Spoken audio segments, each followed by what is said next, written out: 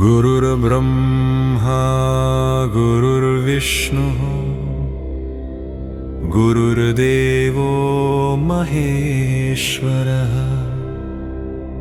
गुरुः साक्षात् परं ब्रह्म तस्मै श्री गुरवे नमः। नमः शान्ताय दिव्याय सत्यधर्मस्वरूपिणे स्वानन्दामृततृप्ताय श्रीधराय नमो नमः।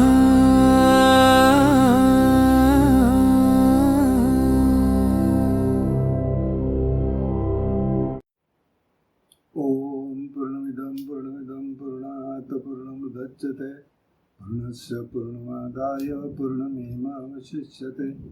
नमः शान्ताय दिव्याय सत्यधर्मस्वरूपिणे स्वानन्दामृततृप्ताय श्रीधराय नमो नमः। कृष्णाय वासुदेवाय हरे परमात्मने प्रणतक्लेशनाशाय गोविन्दाय नमो नमः। नमो देवै महादेवै शिवाय सततं नमः। नमः प्रकृतिभद्राय नियता प्रणतास्मतां सर्वमङ्गलमाङ्गल्ये शिवे सर्वार्थसाधिके शरण्ये त्र्यम्बके गौरी नारायणी नमोस्तुते। हरि ओम। द्वितीयेच्या दिवशी मिळती 64 योगिनी सकळामध्ये श्रेष्ठ परशुरामाची जननी हो। कस्तुरी मळवट भांगी शेंदूर भरुनी हो। उदोकारे गर्जती सकळाचा मुंडा मिळुनी हो। उदो बोला उदो अंबाबाई माऊलीचा हो।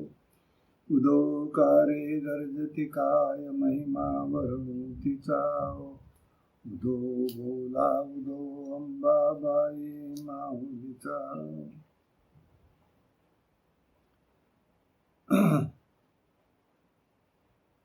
द्वितीयेच्या दिवशी मिळती 64 योगिनी। आज आपण देवी योगिनींचं चरित्र पाहणार आहोत। देवी भागवतामध्ये उल्लेख असल्याप्रमाणे पार्वतीने दुर्गम दैत्याचा नाश करण्याकरता आपल्या योग सामर्थ्याने सेनेची निर्मिती केली। ती सेना म्हणजे या योगिनी आहे।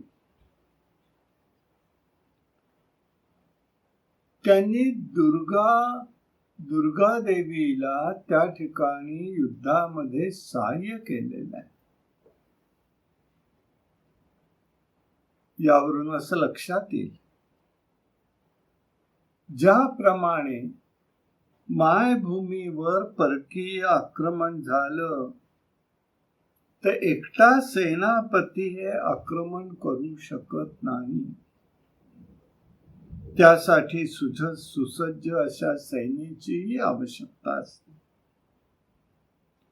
हे सैन्य सेनापतीला सहाय्य करत असतं।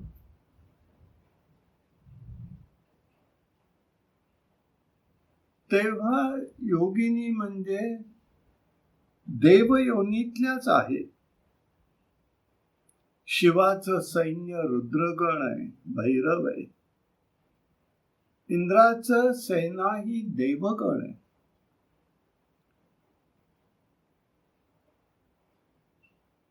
पिशाच्च योनीत वेताळ, डाकिणी, शाकिनी या आहेत।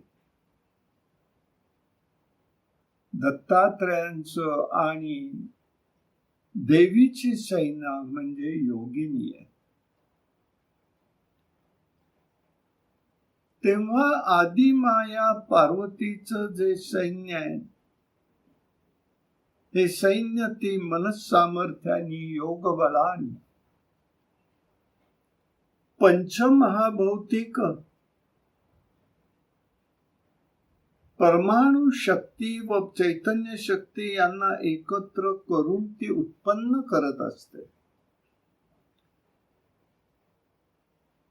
आपल्या इच्छेने त्याचा संक्षेपही करत असते.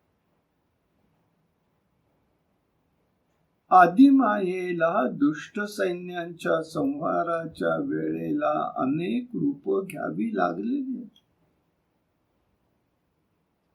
रूपधारण करून जगताचं कार्य ती करतीये. बरं, अशा वेळी विश्वासू गणांची जरूर मदत लागते.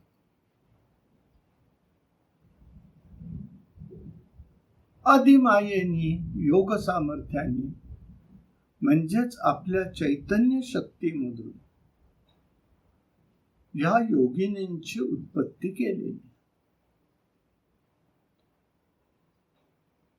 योग सामर्थ्यानी केल्यामुळे त्यांना योगिनी असं म्हणतात.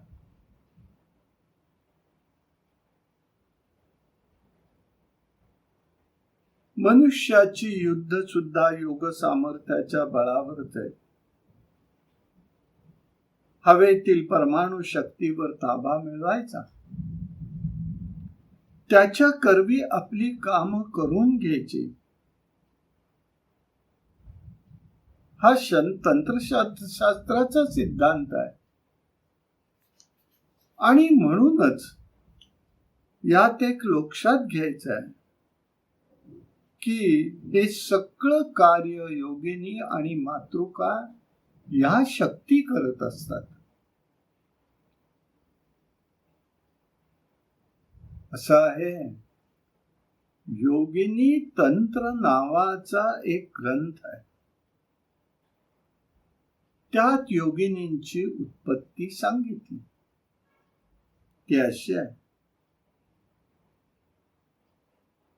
एका कल्पात प्रलय झाला, सर्व ब्रह्मांड नष्ट झालं, पंचमहाभूत वगैरे सगळंच्या सगळं नष्ट झालं. शिव आणि पार्वती तेवढे शिल्लक राहिले. वास्तविक शिवांनीच हा सगळा संहार केलेला होता. पण शेवटी त्यांनाही राहायला जागा मिळेना.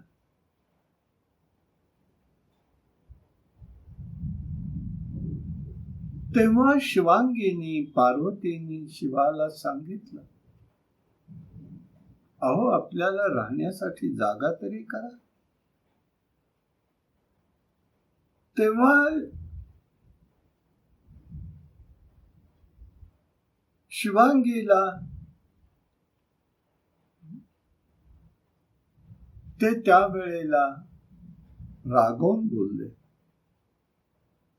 तीही रागवली, तीही काही त्यांना टाकून बोलली.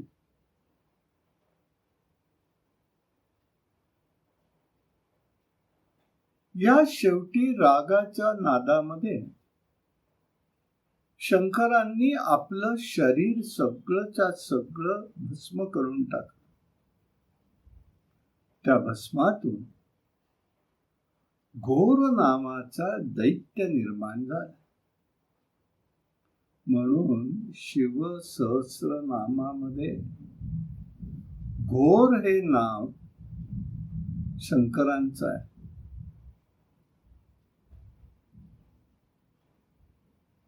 त्यावेळेला शिवानी तिथे अणिमादी सिद्धी प्रगट केलेल्या आहे. आता शिवांगी शिवाला शोधू लागली. कालांतराने तिनं या घोराला पाहिल्यावरती शिवाचं स्वरूप ओळखलं. आता घोरही पार्वतीसाठी शिवांगीसाठी अनुयायन करू लागला. तेव्हा शिवांगीने सांगितलं, युद्धात मला जिंकल्याशिवाय मी तुला वरणार नाही. झालं. दोघांच्यात तुंबळ युद्ध झालेलं. शेवटी शिवानी सूक्ष्मरूप धारण केलं, शिवांगीच्या शरीरामध्ये प्रवेश केला. शिवांगी त्या घोर दैत्याला म्हणतीये, तू ज्या अर्थी माझ्या प्राप्तीचे प्रयत्न चालवलेस त्या तू प्रत्यक्ष शिवच असणारेस. ब्रह्मानंदाची प्राप्ती करून देणार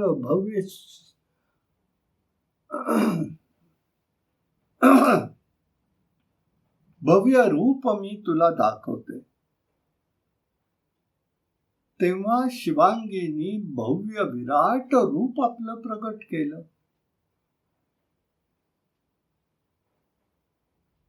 तेव्हा शिवांगीनी त्या तेजोमंडलातून एक एक किरणातून गणिका, तेजस्वी, युत्सा, गर्जना करणाऱ्या अनेक महिला प्रगट केल्या. त्यांना योगिनी असं म्हटलेलं. अशी प्रत्येक कल्पात निरनिराळ्या स्वरूपानी भगवंतानी, त्या भगवतीनी, त्या योगिनी निर्माण केलेलं आहे. स्कंद पुराणामध्ये प्राचीन काळी वाराणसी क्षेत्रात दिवोदास म्हणून राजा राज्य करत होता. हा राजा अतिशय पराक्रमी होता. उत्तम राज्य तो करायचा. राज्यात सर्वत्र त्यांनी समृद्धी आणि सौख्य प्राप्त करून दिलं होतं.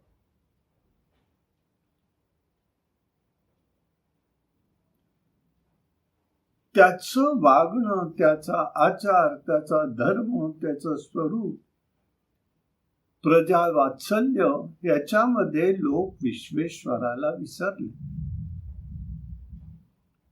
ते राजाचीच भक्ती करू लागले.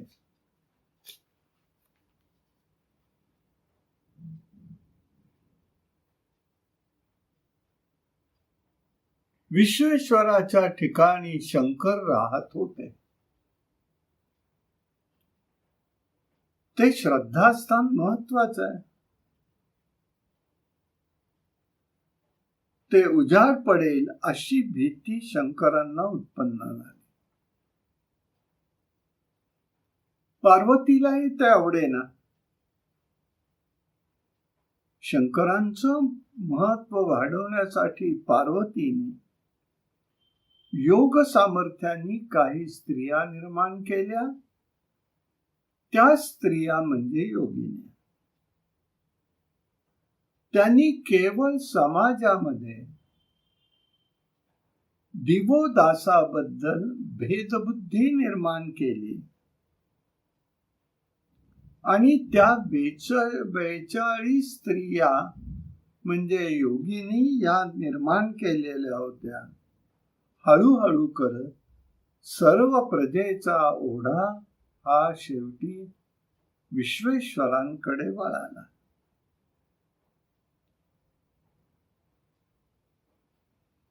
असं सांगितलंय त्यात, जे योगिनींचं नाव घेतील त्या ठिकाणी डाकिनी, शाकिनी, राक्षसिनी आणि भूतयोनी पासून भय राहत नाही. इतकंच काय, त्यांना सर्व प्रकारच्या सिद्धी प्राप्त होतात. वाराणसीमध्येही योगिनींचं स्थान आहे. तिथेही अनेक भक्त पूजाही करतात. श्रावणामध्ये पिठोरी अमावस्येचंही महत्व आहे. एक व्रत आहे. ते व्रत काही कुटुंबामध्ये आचरण करतात. त्यामध्ये योगिनींची पूजा आहे. असं म्हणतात, योगाभ्यास करणाऱ्या जीवाने, मनुष्याने योगिनींचं पूजन करा. त्यांनी चैतन्य शक्तीची वाढ होत जाते, जीवाचं कल्याण होतं. गुरुचरित्राच्या अध्याय 13व्या मध्ये योगिनींचा उल्लेख येतो. त्यामध्ये म्हणतायत, अमरेश्वर सान्निध्यानी वसती 64 योगिनी, पूजा कराव्या माध्यांनी गुरु जवळी नित्य येती. वाडीला हे स्थान आहे. गुरु महाराजांचं वास्तव्य वाडीमध्ये झालं. तिथे त्या ठिकाणी या योगिनी रोज 12 वाजता दुपारच्या वेळेला गुरु महाराजांचं पूजन करायचा. त्या त्यांना घेऊन जायचा, कृष्णेमध्ये जायच्या, तिथे त्यांचं पूजन करायचं, त्यांना आणून सोडायचं.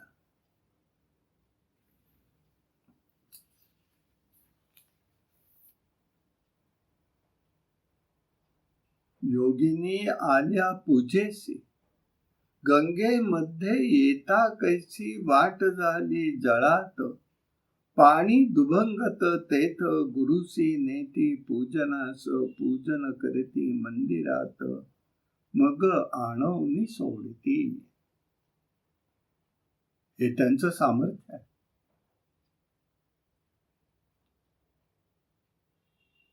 ते एका नावाड्यानी पाहिलं एक दिवस, आणि तो पाणी दुभंगल्याबरोबर तोही गुपचूप आतमध्ये गेला त्यांच्या बरोबर. तिथे प्रत्यक्ष स्वामी महाराजांना सिंहासनावर बसवलेलं त्यांनी पाहिलं, आणि या योगिनी सगळ्या त्या ठिकाणी त्यांचं पूजन करतायत असं त्या ठिकाणी त्याला दिसलेलं आहे. गुरु महाराजांना हे लक्षात आलं, हा तिथे आलेला आहे. ते म्हणाले, बाबा रे, कोणालाही बोलू नकोस.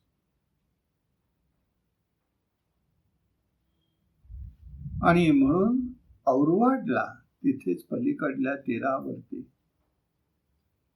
दीक्षित स्वामींनी 64 योगिनींचा एक स्तोत्र रचलेलं आहे. तिथेही त्याची स्थापना आहे. त्या स्तोत्रामध्ये सुद्धा स्वामींनी वर्णन करताना म्हटलंय, ह्या देवकन्या आहे. वासुदेवानंद सरस्वतींची एक सेविका ही योगिनी होती.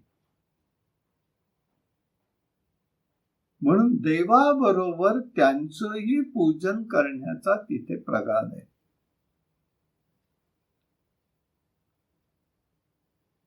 नर्मदा नदीच्या किनाऱ्यावर सुद्धा भेडाघाटात हे योगिनींचं स्थान आहे.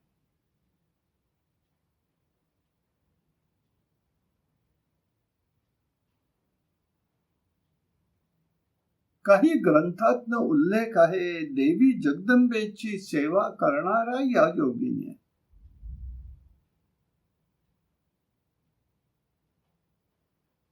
पण त्या जेव्हा स्वतंत्र असतात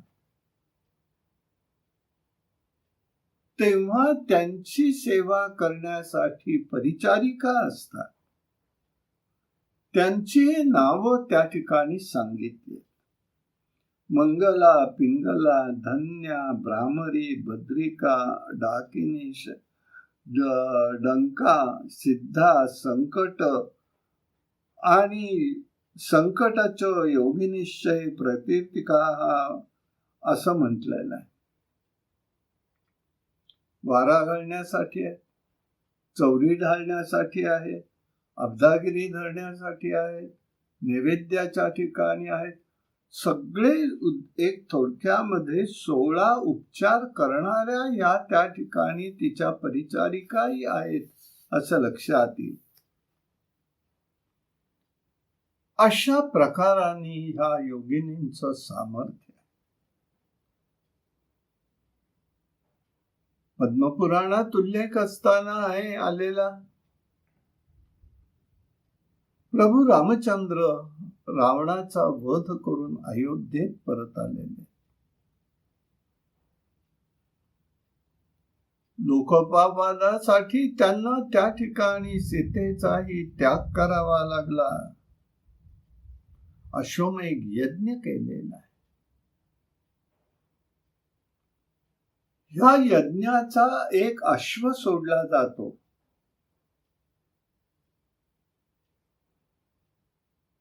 हा अश्व जो आहे तो एका डोहामध्ये खेचला गेला.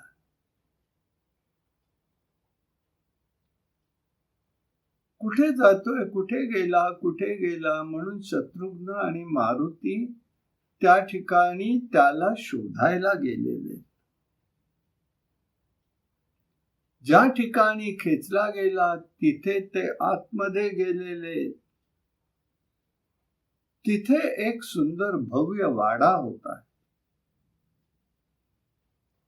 त्या ठिकाणी सिंहासनावर एक स्त्री बसलेली आहे. तिच्या भोवती अनेक सेविका या सेवा करतायत.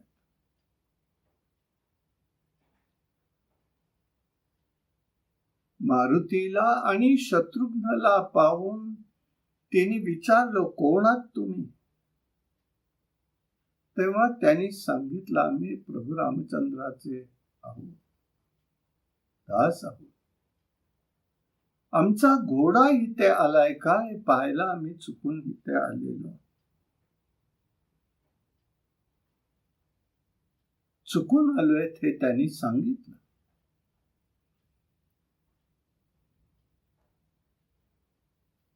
मग शेवटी तो घोडा ज्या डोहामध्ये नष्ट झाला होता तोच हा ठिकाणी हा वाडा होता. त्याला तिने तो घोडा दिला, आदरातिथ्य केलं आणि दक्षिणा म्हणून त्यांना एक अमोघ शक्ती तिने दिली. आता या शक्तीच्या माध्यमातून तुम्ही इथून बाहेर पडा. पुढे मार्गक्रमणा करताना तुम्हाला एक शिवभक्त अडवेल म्हणाले. त्यावेळेला या शक्तीचा उपयोग करा. नंतर हा घोडा तुम्हाला भूतलावर नेता येईल, पुढचा मार्ग सापडेल. अशा प्रकारचं सहाय्य या योगिनींनी केलेलं आहे. मातृका वेगळ्या आहेत, योगिनी वेगळ्या आहेत. अलीकडल्या काळामधला जर एक विषय बघायचा म्हटला तर श्रीधर स्वामींचं चरित्र आहे. श्रीधर स्वामी सज्जनगडला ज्यांनी उपासना केली, ते ज्यांची समाधी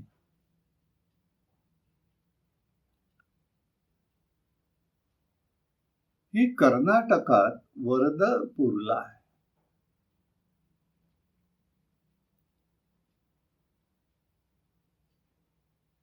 अतिशय छान आहे.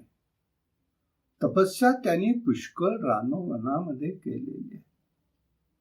आचार अत्यंत कडक होता, कठोर होता. कोळसात्रीच्या जंगलामध्ये त्यांनी काही काळ आपला घालवला. तेव्हा एकदा त्यांना त्या ठिकाणी आद्य जगद्गुरु शंकराचार्यांचं दर्शन झालं. आचार्यांनी त्यांना एका ठिकाणी चल म्हणाले म्हणून त्यांना धरून नेलेलं आहे. नेलं. एक तिथे भला मोठा एक आसन होता, असं आपण म्हणून, पत्थर म्हणणं बरोबर नाही. आणि त्यावेळेला जगद्गुरु शंकराचार्य म्हणाले, श्रीधरा याच्यावरती बस. स्वामी म्हणाले, मी ओळखलं स्वामींनी काही. म्हणाले, माझी पात्रता नाही, मी आपल्या जागी बसणार नाही. नाही म्हणाले, मी तुला बसवण्यासाठी आलो.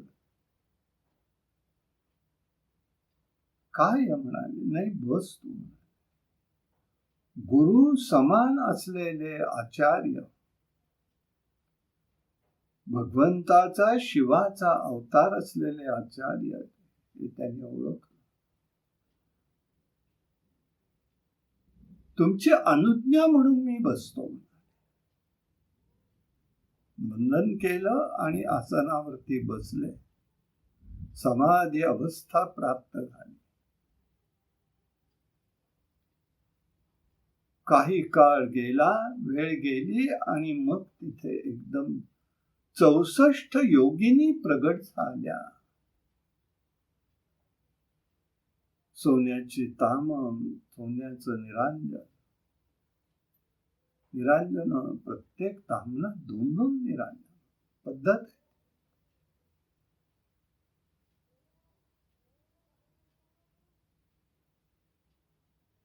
त्यांनी त्या ठिकाणी येऊन स्वामींना औक्षण केले.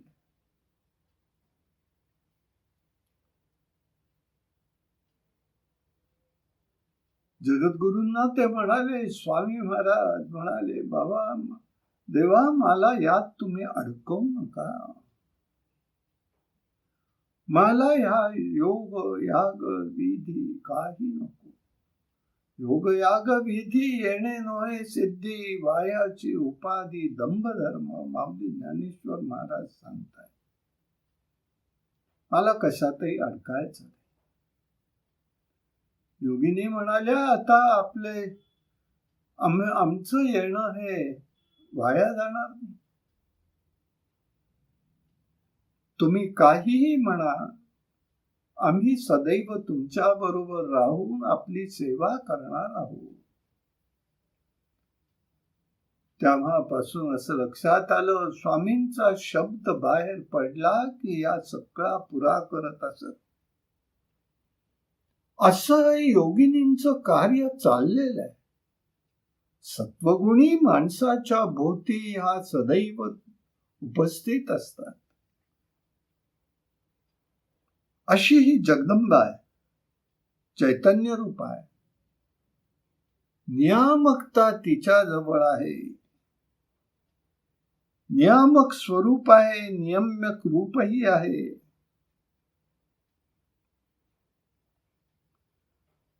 म्हणून सप्तशतीत म्हटलंय, या देवी सर्व भूतेषु मातृरूपेण संस्थिता, नमस्तस्यै नमस्तस्यै नमस्तस्यै नमो नमः.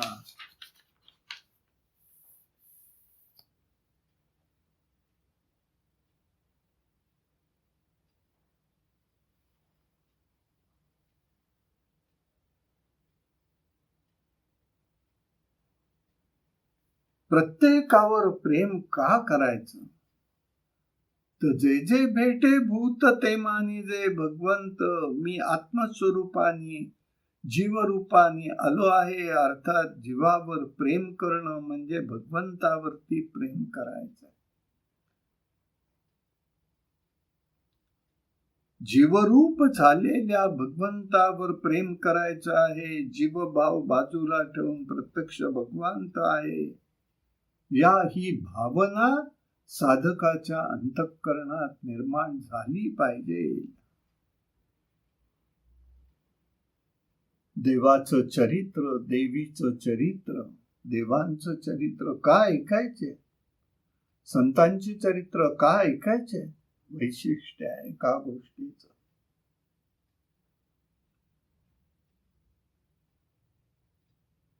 रामायणातला प्रसंग आहे.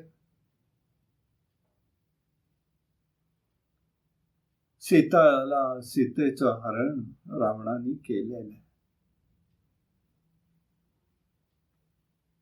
अशोकवनात तिला ठेवलेलं आहे लंकेला.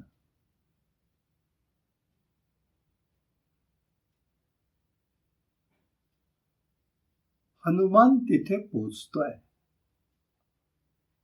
अपार प्रयत्न केल्यानंतर त्यांना मार्ग मिळाला आणि ते केलेले.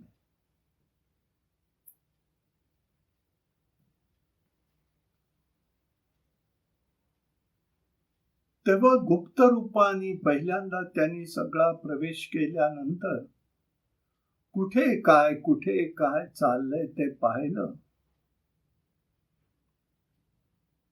बिभीषण हा सत्वगुणी आहे हे लक्षात आलेलं आहे. हनुमंतांनी गुप्त रूपाने तिथे सूक्ष्म रूपाने राहून रामाचं सगळं चरित्र सांगितलेलं आहे. तेव्हा त्याच्या मनात रामाबद्दल श्रद्धा निर्माण झाली, अस्तिक्य बुद्धी निर्माण झाली.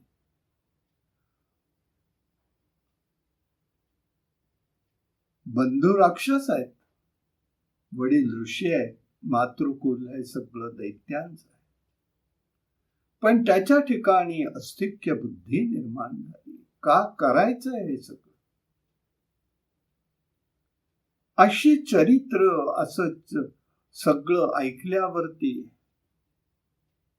जीवाच्या ठिकाणी संसारातील वासना या क्षीण होऊन जातात.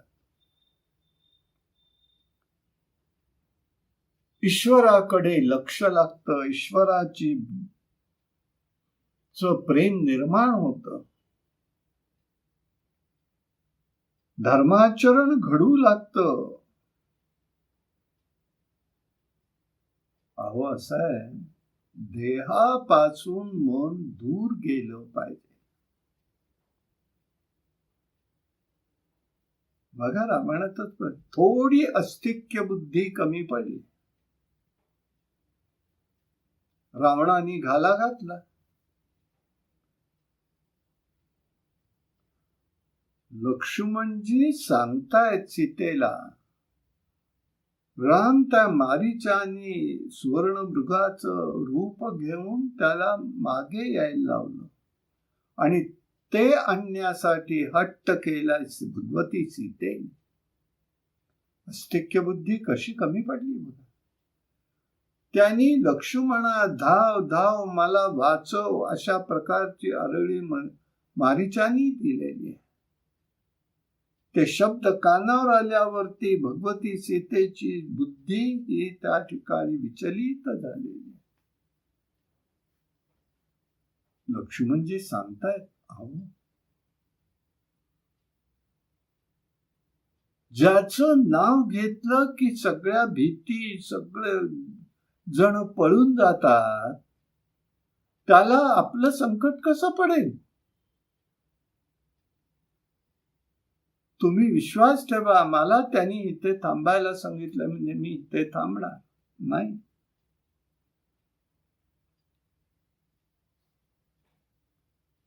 वास्तविक पहिल्यांदा जेव्हा ती अयोध्येच्या बाहेर पडली आहे, तेव्हा राम तर सांगतात तिला, अगं वनात राहायचंय, नोकर नाही, चाकर नाही, खाण्याच्या व्यवस्था नाही, काही नाही, राजा ऐश्वर्य कोणतंही नाही, तिथे येऊन केवळ कष्ट पडतील, येऊ नका तुम्ही. नाही म्हणाली, मी येणार. जेथे राघव तेथे सीता. आतापर्यंत दिवस गेले, थोडक्यासाठी बुद्धी विकल्पाला लक्ष्मणाबद्दल घात झाला. भिक्षेकऱ्याच्या रूपामध्ये रावण तिथे आला आणि त्यांनी तिथे त्यांचं हरण केलेलं आहे. तेव्हा हे सगळं का करायचं? वारंवार वारंवार ते चरित्र गायन, कथानुवाद, गुणानुवाद,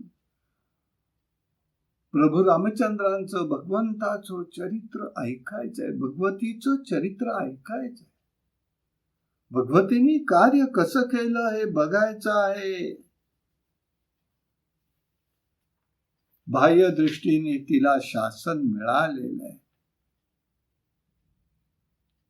आणि म्हणूनच या सगळ्या गोष्टी का पाहायच्या आहेत?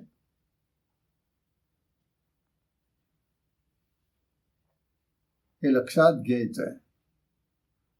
अस्तिक्य बुद्धी निर्माण होणं, संसारातील आसक्ती कमी होणं, ईश्वराकडे धर्माच्याकडे लक्ष लागणं, याचंच नाव खरं नाव भक्ती आहे. कोणी मनुष्य मनाच्या आसक्तीतून मुक्त झालेला नाही.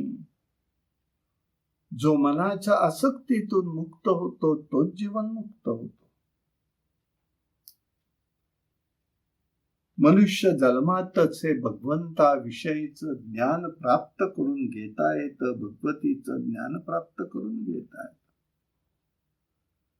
संसार जीव बद्ध होतो, माझे म्हणत बद्ध होतो.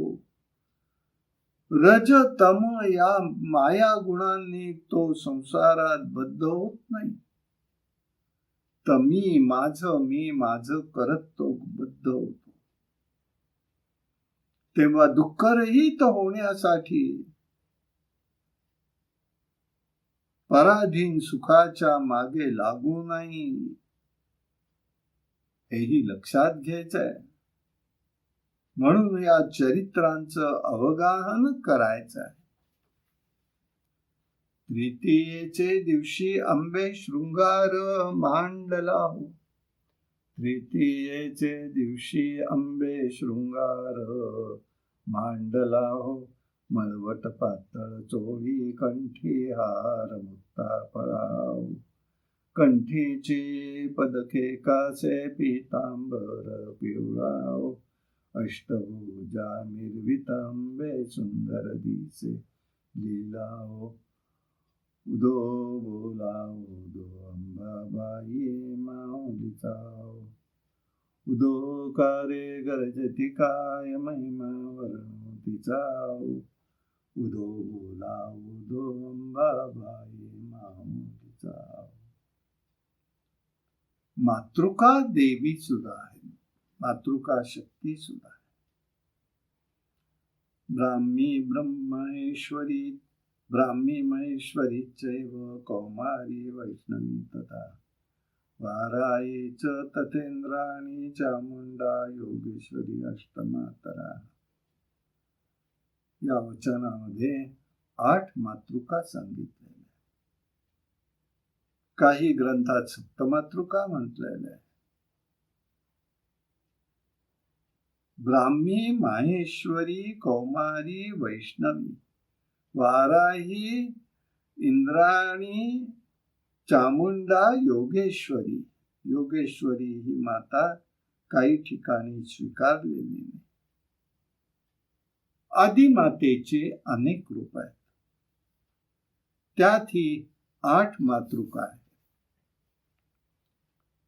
दैत्य कुळात प्रल्हादाचा जन्म झाला. प्रल्हादजी ईश्वर भक्त होता, परंतु दैत्य कुळ सुरूच होतं. त्या दैत्य कुळात अंधकासूर नावाचा एक दैत्य होऊन गेला. तपसामर्थ्याने तो प्रचंड बनलेला आहे, प्रबल बनलेला आहे. सर्वत्र त्यांनी आपली सत्ता प्रस्थापित केली होती. देवांना त्राही भगवान करून सोडलेले. सर्व देवादिदेव देवता ऋषीमंडळी सर्वजण शंकरांना शरण गेली. त्यांनी आपलं रक्षण करा म्हणून सांगितलं. ही गोष्ट अंधकासुराला समजली. तोही कैलासावरती आला आणि प्रत्यक्ष भगवान शंकरांनाही त्यांनी युद्धाचं आवाहन केले.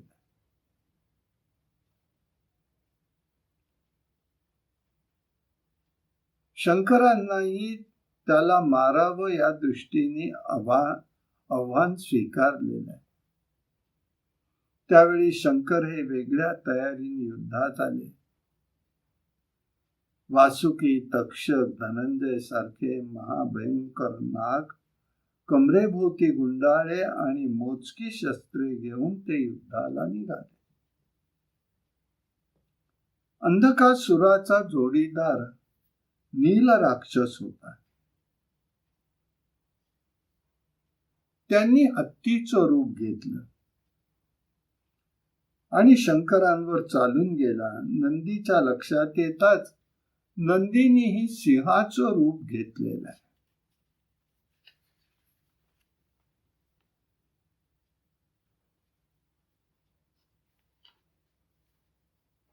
आणि नील राक्षस आणि नंदी सिंह रूपी नंदी यांच्यामध्ये युद्ध झालं आणि त्याला नील राक्षसाला मारलेलं. नंदी हा शंकरांचा सेनापती आहे.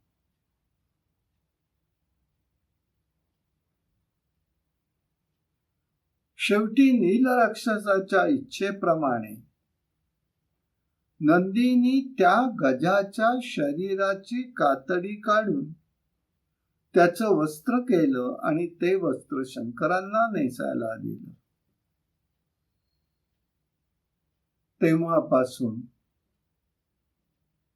शंकरांना गज चर्म व्याघ्रांबर, कंठी शोभे वासुकी हार हे रूप आपल्याला अभंगाबंध दिसून येत. भस्मोटी रुंडमाळा या अभंगामध्ये हे सगळं रूप प्रगट झालेलं आहे. शंकर आणि अंधकासूर यांचं युद्ध झालं. घनघोर युद्ध झाले. दोघांनी एकमेकावरती बाण सोडले. अंधकासूर हा जखमी झालाय, रक्त ओकू लागला. पण एक झालं, त्याच्या प्रत्येक रक्ताच्या थेंबातून दैत्य निर्माण झाले. ते शंकरांवर त्रिशूळ घेऊन धावलेले.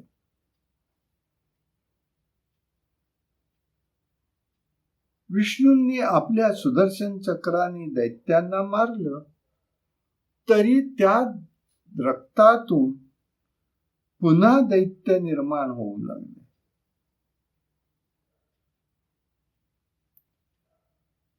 आता देवांनीही आपली बाजू मजबूत करण्यासाठी प्रत्येकाने आपल्या तेजापासून एक एक अशा शक्ती निर्माण केल्या.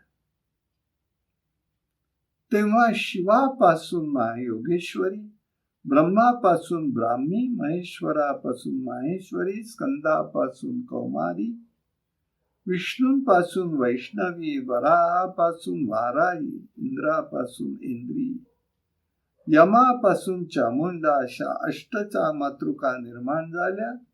त्यांनी युद्धात सहाय्य केलेले आहे आणि त्यामुळेच त्या पूजनीय ठरलेल्या. अशा या मातृका अष्टमातृका आहे. मत्स्य पुराणामध्ये वेगळी कथा आहे. अंधकासूर हा कैलासावरती आधी पार्वतीचं हरण करण्यासाठी गेला.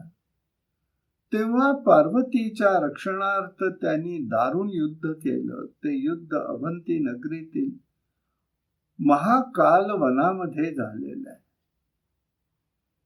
तेव्हा त्या दैत्याच्या शरीरातून अनेक दैत्य निर्माण केले. त्यांना मारण्यासाठी शंकरांनी आपल्या तेजापासून 190 मातृका निर्माण केल्या आणि त्या दैत्याचं रक्त प्राशन करून इतर दैत्यांची निर्मिती त्यांनी थांबवली.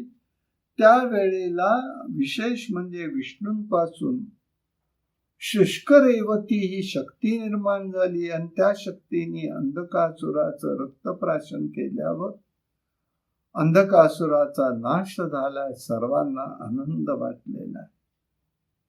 मातृकांचं अंगीकृत कार्य संपल्यावर त्या इतरस्त फिरू लागल्या. भक्ष्याचा शोध घेऊ लागल्या. उदरभरणाला काही मिळेना तर पितृरूप शंकरांकडे गेल्या. अन्नरूपाची मागणी केली. आता इतक्या कन्यांना अन्न कसं द्यायचा हा प्रश्न शंकरांना पडला. परंतु पित्याचं समर्थ्य पाहून त्या मातृका जीवसृष्टी भक्षण करू लागल्या. अशा प्रकाराने यांचं घडलं. आता देवांनाही काळजी वाटू लागली. या बयांच्या खाण्याची व्यवस्था काय करायची. असं जर झालं तर या पृथ्वीवरती सर्व जीवसृष्टी नष्ट होईल. शंकरांनीच मग नरसिंहाचं रूप धारण केलं. अघोरी मातृका उत्पन्न केलं.